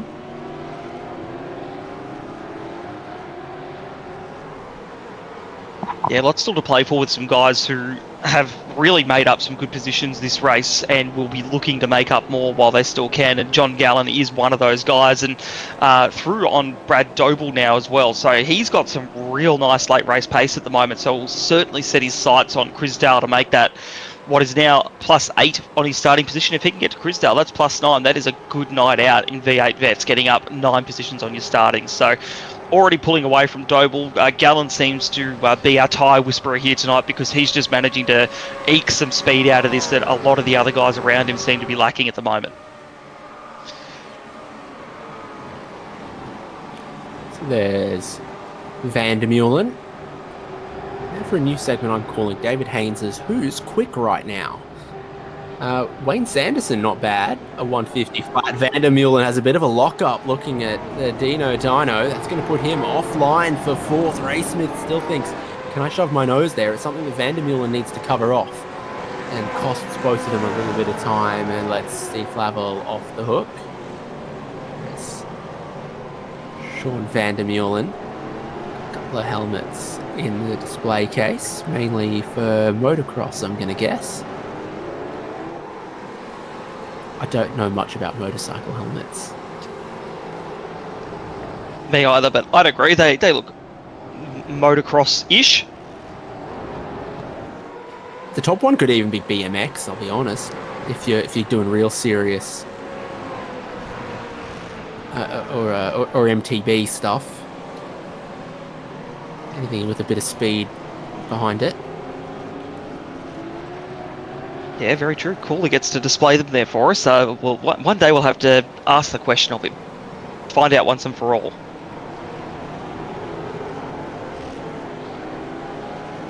We're looking at lap times here. So, in the tower there, you can... is winning the new David Haynes segment. 49.5 last lap. He's just about on par with the leader's pace at the moment. Not far off it at the very least. So, second fastest. We're seeing Poynton, who's just gone through on Burridge as well. There you go. It gets him to the inside of Burridge through turn 1. Turn 2 will also help out the driver on the inside. So we're braking for turn 3. Bit of a snap on the rear, following the tight line. And the JWM boys are trying to sneak in here as well. There's no traction out of the slow corner for Travis Hunt. Wayne Walker has a slowdown in 3rd. It's all happening as Poynton makes the move. Travis Hunt tries to and fails, and Wayne Walker will be just lucky to hold on. I think if you run wide enough out of turn 4, there's a slowdown on the outside of some corners here at Portimao. There certainly is on the outside of turn 5 as well. Yeah, you're very right there, David. Turn 4, you can run wide enough to get an off track, and then even wider gets you a slowdown penalty. So I'm going to take a guess at how your Portimao 1000 worked. If you can't remember what the pit lane speed limit was, but you are very confident where the slowdowns are. It was mostly fine-ish. Whoa, Jeff Thomas is using some Morse code on the back of Christopher Burridge in a quick topic change there to avoid talking about my Portimao 1000. Remember, we saw Burridge struggle the longer the run went previous time, yeah. So he's just lost out to Poynton. Now he's feeling the heat from Jeff Thomas. Yeah, absolutely. So Crisdale's feeling the heat here. Gallen and Nash both moving forward. Yeah, Crisdale doing a good job at the moment to keep them behind. So Gallen is now really starting to range up on the back of him. But so far, Crisdale hasn't made too many mistakes. He's keeping on doing what he's doing.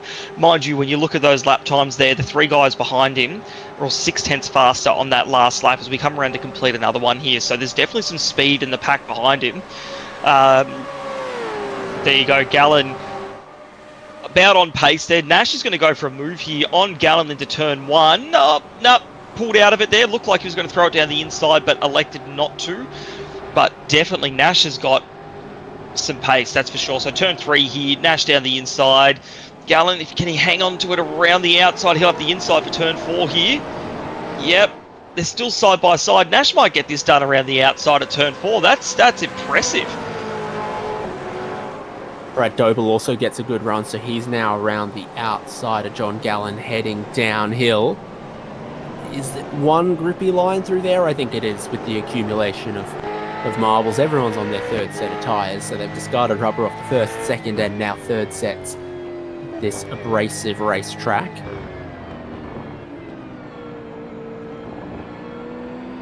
Yeah, so I thought John Gallen would be our knight in shining armour, so to speak, to keep working his way through the pack, but it looks like David Nash has unlocked something in that car. Looked after his tyres a bit better. The setup is coming to him a little bit more towards the end of this race. Whatever he's doing, it's working, because through this, what's been one of our more hectic battle packs of the race, he's managed to just scythe his way through and get up to 12th, now looking at 11th in Robert Crisdale. But in all of this battling, Crisdale still maintains his position of 11th.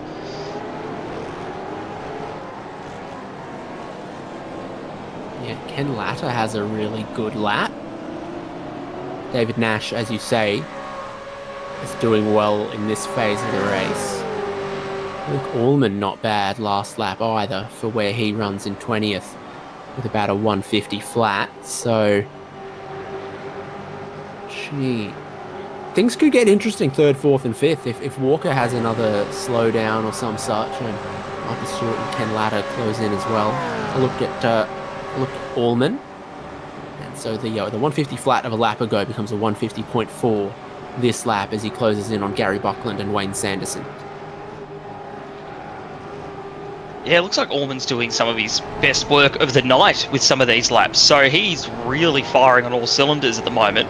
Up 6 on where he started as well. So making good progress, and probably with 7 to go here, hoping to make a little bit more and use some of this late race pace that he's got to make up a couple more positions. We'll see how he goes, though. Always cool to go on board in the Zoom as well and see his track racer setup that he's got going there. Working hard, locked in and focused. You can see the forearms are tensed as he's trying to wrestle this thing.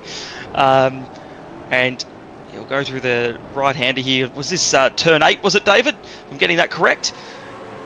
And over the hump in the hill and through the middle sector. So see what he can come through with on the next lap, but definitely one of our faster competitors out there at the moment.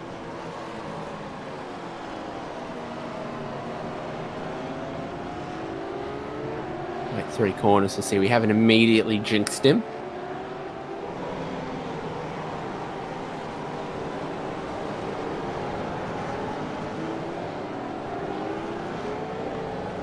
We'll see here. You're right. I hope the commentator's curse hasn't.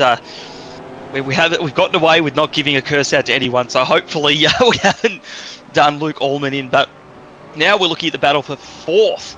So we were just talking about how Wayne Walker's got to be careful to not get another slowdown, which is still true. But the pressure that Ken Latta is putting on Michael Stewart has kind of given Wayne Walker some breathing room there, and Latta looking to make up a position here. and get back into fourth place at the get back into fourth place where he started. Got a bit of a run here. Stewart's going a bit defensive, so Stewart is not willing to give this one up. With only 6 to go here, it's feasible he could try hold Ladder off, but we know Ken Ladder's a hard racer. He'll want to try get this thing done and get that extra position.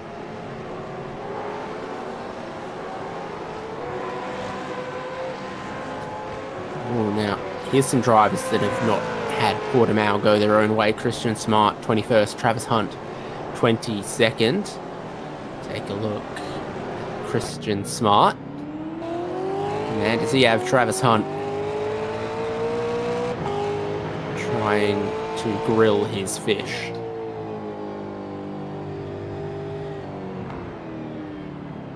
Oh, his teammate might almost halfway go around.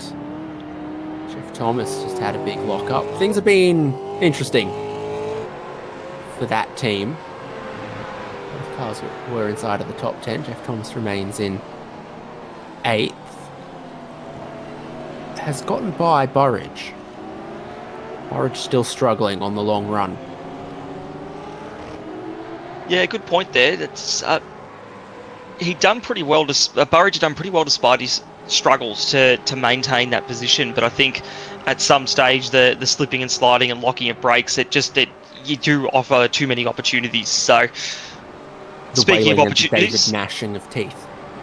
Yes, indeed. Speaking of opportunities, Ladder is looking for any he can find on Michael Stewart. Speaking of, whoa, Ladder locks the fronts there, trying to get down the inside of Stewart. Bit of a late surprise move through turn 3. Turn 4, he's going to try to get the run again. We'll see if Stewart goes defensive here, but looks like Ladder's got all the pace, and he's trying to use it, but Stewart's just placing his car perfectly, not letting him through. So this will be a hard-fought and hard-won battle come the end of this thing. You know, in the middle of the stints, we were seeing drivers struggling to race close, struggling to battle. Now we've gone these final couple of laps. There's far more discrepancy. Travis Hunt has got no engine, so the downshift's gone wrong for him into turn 1, presumably. We are about to be 4 laps to go. He sees a lot more smoke than we do. So Snoop Dogger vision in the bottom right of screen. As we go safety car. My word. Okay, there were some battles happening just as this happened. So David Nash had gotten ahead into 11th. What else has been happening?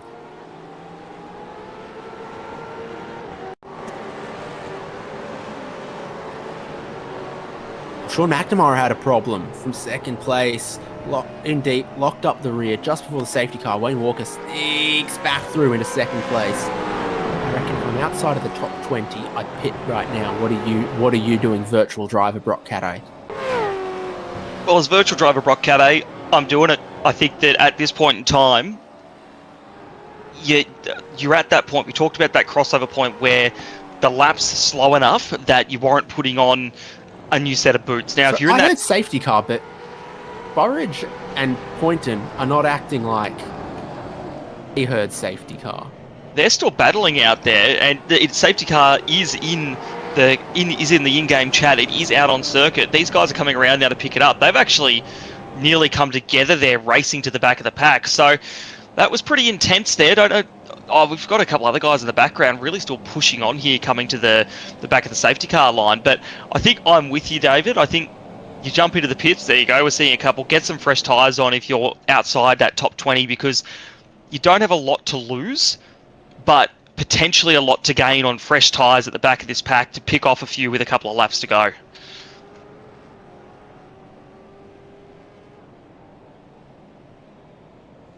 Chad Lewis and Greg Sharp will become 27th and 28th position, and 10 seconds is all you need to change 4 tyres.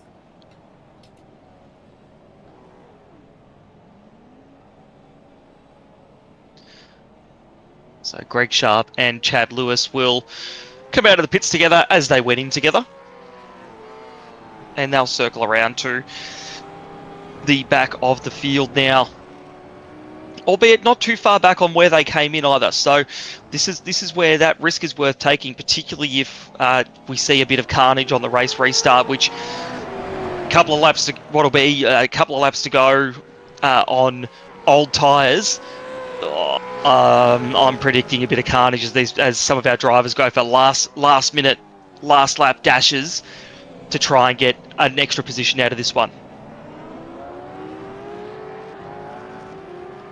Give me a split screen Greg Sharp on board for the remaining 3 laps, which is how many we're going to get. The safety car is coming in. The whole field from 1st through to 26th, part of a train. Greg Sharp and Chad Lewis off the tail of it. This is, whoa, how Travis Hunt lost his engine. So I think as he was battling with Christian Smart, he's pulled a downshift a little too early.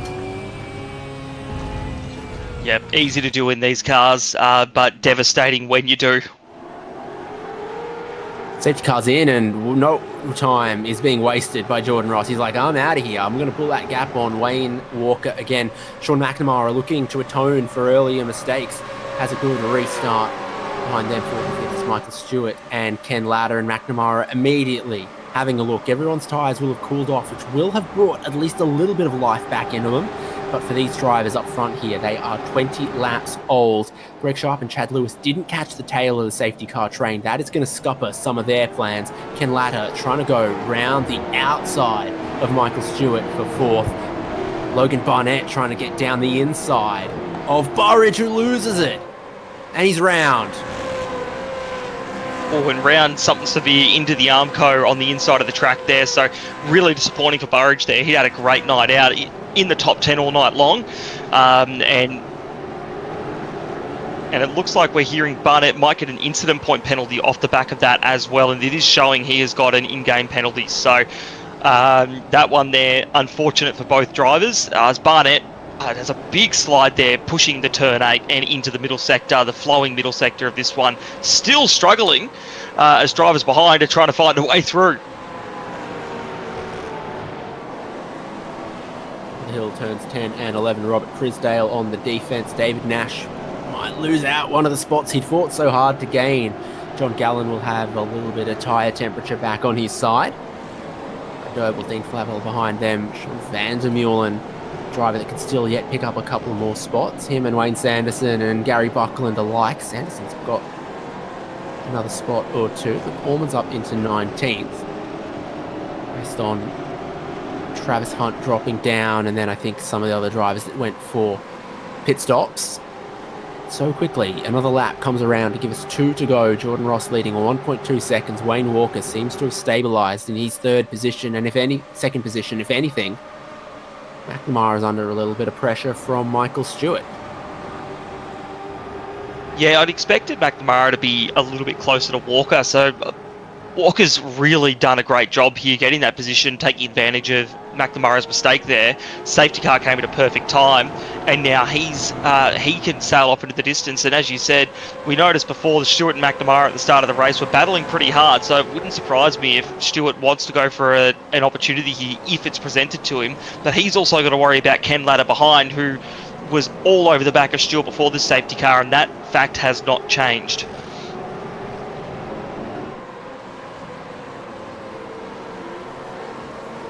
Buckland's just lost a couple of spots by running wide at turn 3, and that's the risk on a restart like this, that you get escorted a little bit wide and you don't lose 1 spot, 2 spots, you lose 5 or 10. Buckland managed to gather it all up, having just lost the 2 or 3 spots, at least 1 to Smart and 1 to Allman, I think.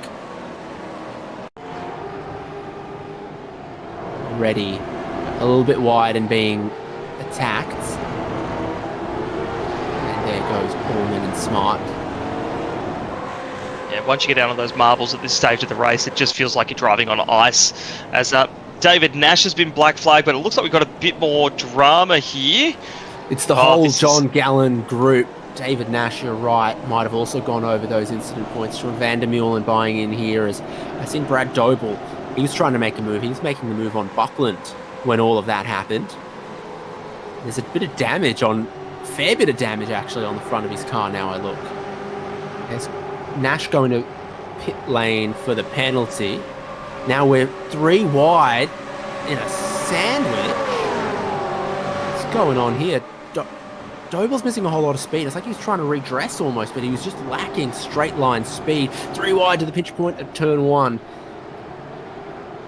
Dino got trapped behind Doble there, and everyone else went to the other side of the racetrack and got through. No idea how those guys got through there unscathed. And now we're looking back at Wayne Walker. McNamara behind. Looks like Ladder's actually gotten past Michael Stewart. So Ladder, we're on the final lap now. So Wayne Walker still in second, despite McNamara having a couple of cracks. But Ken Ladder is actually right up behind McNamara. So look for a move there. Ladder sniffs a podium coming his way, I reckon, here. But there's still a couple of overtaking opportunities to come. And I reckon if they get the opportunity, they will go for it. McNamara closing in on Wayne Walker at the moment to see if he can get down the inside anywhere. Walker holding it nice and tight. Ladder with a slide as well. All happening behind race leader Jordan Ross. No other position is safe. McNamara, big lock-up as he tried to go down the inside. He's going to lose out to Ken Latter, who gets back through into third place. So going for second. McNamara has ended up back in fourth. Not many corners left to go. It's just 1 corner left for the race leader. He's had to survive a couple of restarts. He qualified on pole. Qualifying went well for Jordan Ross at this round, and he will narrow the championship lead of Sean McNamara by taking the race win in the Portimao 200. Very well done, and Ken Ladder in the end securing that third spot. So a late race move on Michael Stewart, capitalising on Sean McNamara locking up and making that mistake, and he's come home on the podium as the rest of the field all comes through to cross the start-finish line there. But what a race. Here's Burridge as well coming around, and Chad Lewis, Burridge with his damaged car, unfortunately, after that incident on the restart, but he will finish this one as well. But not the finish he deserved after what was a pretty good night out for him in and around the top 10. Yeah, that's missing quite a fair bit from Burridge, the life of the party today.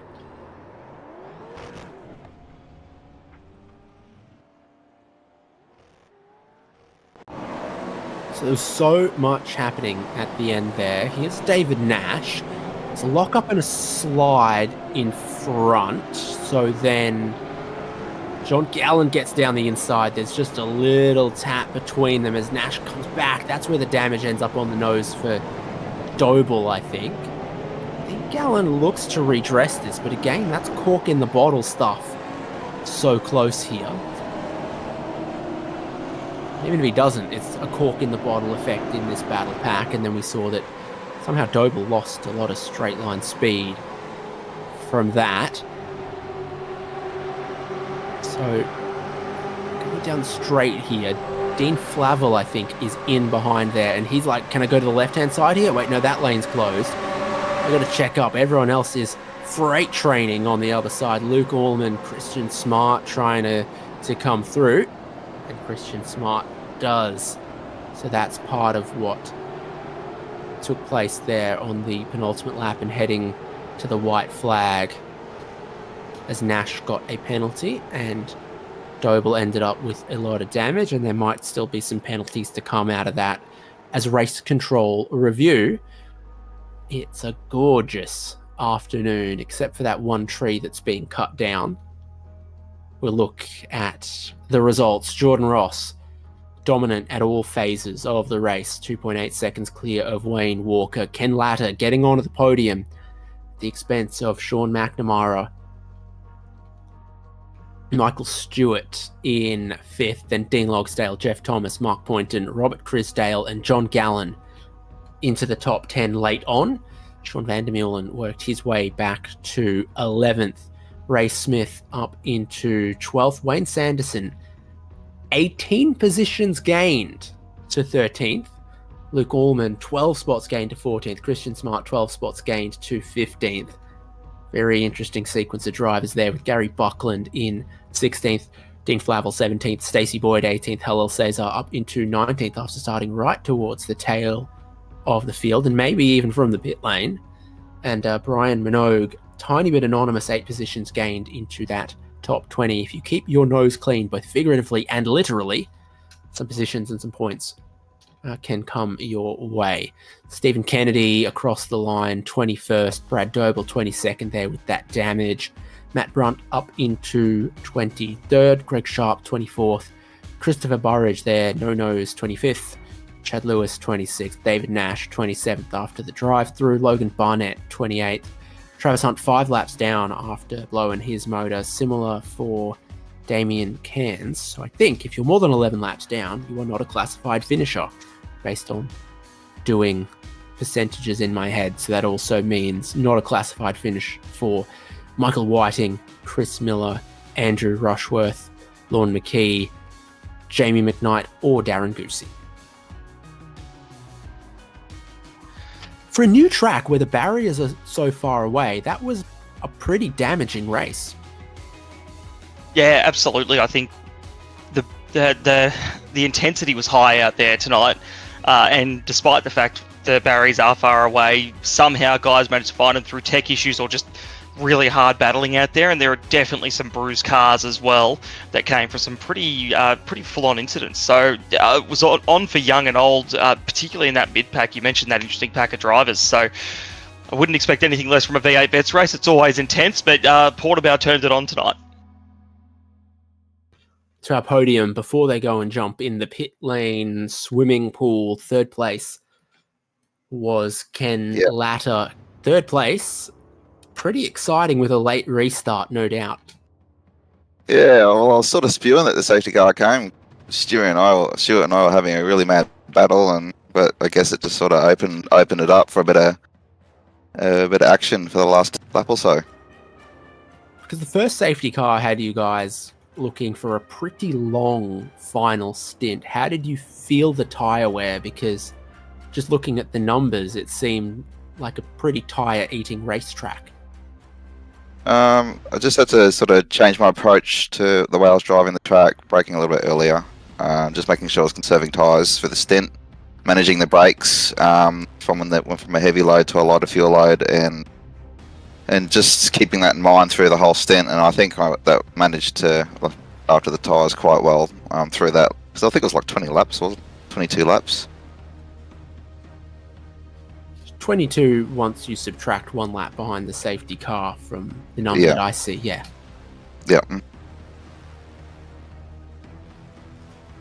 And then, battling Wayne Walker, battling Michael Stewart, battling Sean McNamara, gloves off. But Jordan Ross was just a little bit quicker than all of you guys at the key phases. Yeah, I think he definitely was. It appeared to me that he was probably at like a good 0.3 of a second at least quicker a lap. But it did seem to balance out a bit closer once the tyres got old. But yeah, no, he was in a class of his own tonight for sure. And a couple of challenging braking zones here, some challenging track limits as well by the looks of things. How'd you find it? Well, I was struggling a bit in the first stint and a half or something like that, and I don't know, I guess with knowing that I had to save tyres in that last stint, the car just sort of came to me, so I guess driving it easier rather than harder, particularly in the braking areas, helps here. So it's a difficult track. It's a lot of hard work. You really know that you've put in a good hard work, hard stint. You know what I mean? Doing 20 laps around here for sure. Well, congrats on the third. We'll catch you around. All right, thank you. And second place is going to join Brock. G'day, Wayne, and welcome back to the podium, mate. Let's just ask, how do you feel that one went for you, mate? It was a pretty damn good performance there in second place. Yeah, it was a good race. I think I did good to finish second because that last stint, I don't know what happened, but I just didn't have the pace in that last stint, and I had McNamara come up and pass me, and then even like Michael and Ken were pretty close. So yeah, I don't know what happened after that safety car. Yeah, well, I mean, it was an opportunistic one in the end that got you up to second with McNamara making that mistake. Tell us, how did you manage the tyres? Because we've seen, based off the times that everyone was doing, the tyre drop-off was pretty severe. How did you manage that, particularly once you were behind Sean, to keep something in the tank? Oh, the whole race was just trying not to spin up the rears and, you know, not hit the brakes too hard and overheat the tyres. But yeah, even driving easy, you'd still overheat the tyres. So it was really, this track is so slippery. It's hard to stop any wheel spin. Yeah, and we saw a lot of that out there tonight. Now, look, this is a really good return to form for you, mate. You've had a tough few rounds to start the season. Do you reckon this is a real good kickstart to get the V8 Vets Season 25 train rolling for you? Oh, I sure hope so. I have had a pretty ordinary start to the season, but in previous seasons I've sort of come good sort of more towards the end, so hopefully I can repeat that. Excellent, mate. Look, we love seeing you back on the podium and back up where we're used to seeing you. Look, before we let you go, mate, is there anyone you want to shout out or thank? Yeah, just everyone who helps like run the league or the admin or race control. You guys for the broadcast. You do an amazing job every week. My team, Accelerate Sim Racing, for all their help as well. Our sponsors, Abbey Timber, Primal Wheels, Box and Lock Lorang, and Modern Deck. And yeah, congratulate Jordan Ross as well on another awesome performance, and Ken on third. And yeah, just all the other drivers as well. You know, without them it's not possible either. Beauty, Wayne. Well done again tonight on second place, mate. We look forward to chatting again, hopefully next week.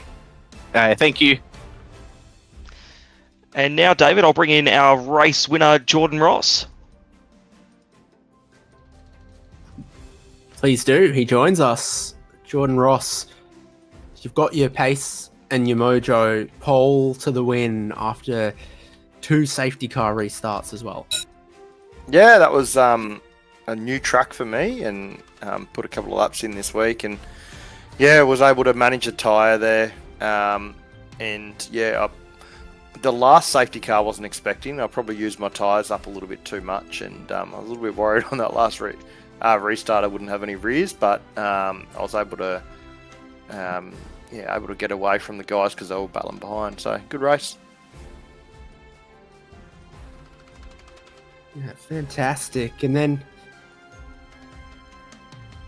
dynamic weather, a little bit of a hotter track than normal at a circuit that already feels relatively high tyre wear.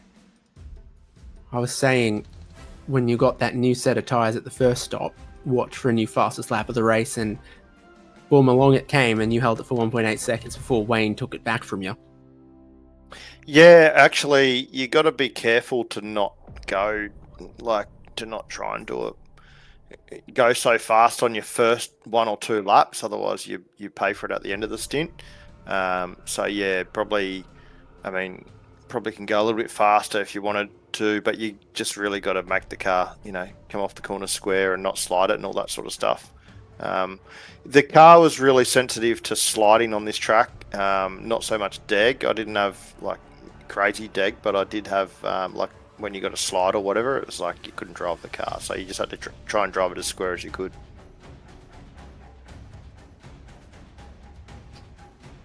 So it's now, I think, 2 wins you, 2 wins Sean McNamara, gloves off with some rounds to go. Yeah, it's on. Sean had a unlucky one tonight. I had an unlucky one at Phillip Island, so I'm not sure. I have to go back and have a look what happened to him there at the end. He was in second and he had mega pace, and then he finished 4th. I'll have to go and see what he did. Go give him some curry, mate. So chicken or egg, which comes first? You're into jet skis and then you become a miner, or you're coming back from central Queensland and there's a brochure for jet skis on the charter flight? Just steer clear of jet skis altogether. If you do it every day, you hate the thing. So I'll stay out in the mines, thanks. Good to chat with you. Good to see you deliver some really, really great racing at an exciting round of V8 Vets that we loved. Yeah, thanks, guys. And obviously, thanks to you guys every week. Turning up, everyone at SimSpeed for putting on a good broadcast each week. And obviously, all the organisers and the competitors. Wayne was mega fast tonight and he pushed me the whole way. So that was a good race with him. Hopefully, I'll see you guys next week. Thanks. Race winner, Jordan Ross, joining us. Indeed. Next round, next time out, is the street circuit at Detroit Belle Isle. What it is not, though. No, it is next week. Yep, round 4. Detroit Belle Isle. 53 laps of a racetrack that's going to feel very different to Portimao. And we've got to think, driver of the day, Brock. Yeah, driver of the day, I think we're looking at Wayne Sanderson, who is up. He was up 18 positions on the race. That's my vote, I reckon. As we mull that one over, this is the provisional points right now. Sean McNamara still leads 727 to Jordan Ross, who narrows the gap to 19 points. Both of them full clear of Jeff Thomas, who looks like he holds on to that 3rd place. Michael Stewart, Chrisdale, Ken Latta, Travis Hunt. Lucky to still be in the top 10, I think, after tonight, to be honest. And then Burridge, Lewis, and Christian Smart are tied up in that top 10. I'm with you. Let's go Sanderson as the M1 used cars driver of the day. Yeah, well deserved out there tonight. Sanderson, we touched on his drive a couple of times over the night, and he was battling and working his way through the pack all night long. Kept it clean, kept it safe. Plus 18 is a great effort to 13th as well. So I reckon M1 used cars driver of the day, good pick for tonight. My M1 used cars car of the week is the 2016 Ford Transit Custom they've currently got. It's got a fold-out ramp at the back, perfect for if you've got to, move refrigerators, install microwave ovens, custom kitchens, or do delivery. They can help you out. Great to have another round of RaceKraft Simulations V8 Vets in the books for season 25 that is proving the competition is as high as it has ever been. This is split 1 of 4, over 200 drivers this season in RaceKraft Simulations V8 Vets, supported by Logitech G, Nova Sim Sports, Parramatta Isuzu Ute, Player One Sim Gear, LGC Images, SudSpeed, and yes, M1 used cars. Jordan Ross is back in championship form.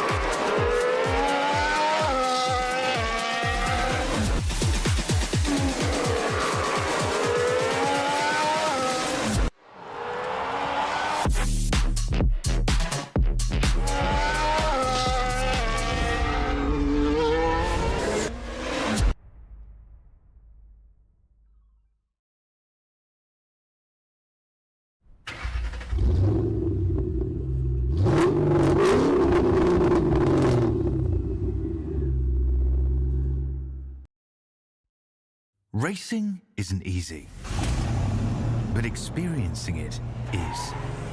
iRacing puts you in the driver's seat with the industry's leading sim racing game. Drive on laser scan replicas of the greatest racing circuits from around the world. Go head-to-head against other drivers chosen by skill-based matchmaking to ensure competitive racing at every level. Compete across all your favorite series. In officially licensed cars, engineered to deliver the most accurate driving experience possible.